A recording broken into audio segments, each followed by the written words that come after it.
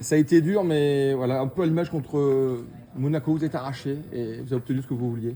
Ouais, bien sûr, on sait qu'en Ligue 1, il n'y a pas de match facile et celui-ci en a été la preuve que tout est compliqué en Ligue 1. Et on a montré aujourd'hui avec une force de caractère et de la résilience que si on a le bon état d'esprit, on peut accomplir de belles choses.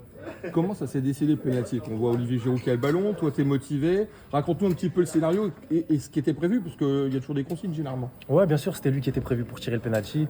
Et quand l'arbitre est parti à la VAR, je lui ai dit s'il l'accorde, est-ce que je peux le tirer? Et il était d'accord. Il me l'a gentiment donné. Donc il m'a donné l'opportunité de me préparer mentalement pendant de longues minutes, parce que ça a mis du temps. Et ouais, c'est passé comme ça. Parce qu'en plus, le penalty est très bien tiré. Guillaume plonge du bon côté, mais tu la mets. Il y a un endroit où c'est quasiment imparable. Raconte-nous ça. Comment tu gères ça?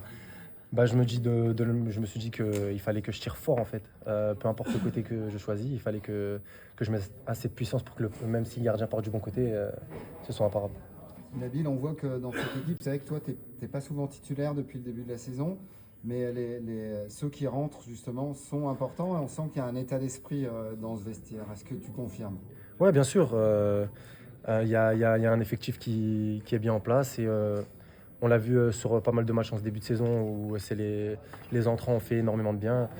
Et aujourd'hui a encore été la preuve que notre effectif est bien garni et que si on, comme je le répète, si on a le bon état d'esprit, on peut accomplir de belles choses. Et ça fait 2 fois à domicile que vous vous imposez dans les toutes dernières minutes.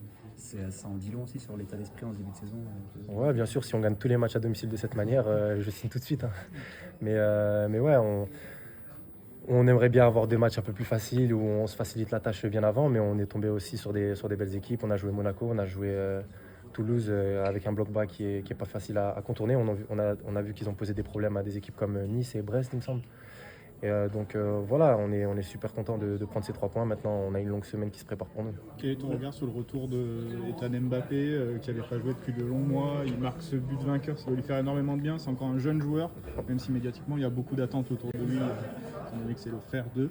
Ouais. Mais voilà, comment tu as jugé son retour et comment il était ces dernières semaines? Honnêtement, je l'apprécie énormément, Ethan. Et je suis très content pour lui parce qu'il a traversé des périodes difficiles. Comme vous dites, il y avait des attentes autour de lui et il s'est blessé. On connaît la frustration qu'on peut avoir quand on est blessé. En plus de ça, quand il y a des attentes autour de nous. Mais ça va lui faire du bien. C'est un but qui va lui faire du bien et j'espère qu'il va pouvoir retrouver les jambes qu'il a. Et de toute façon, on connaît très bien le potentiel qu'il a et on sait qu'il va nous faire énormément de bien dans ce collectif. Merci à tous. Merci à vous.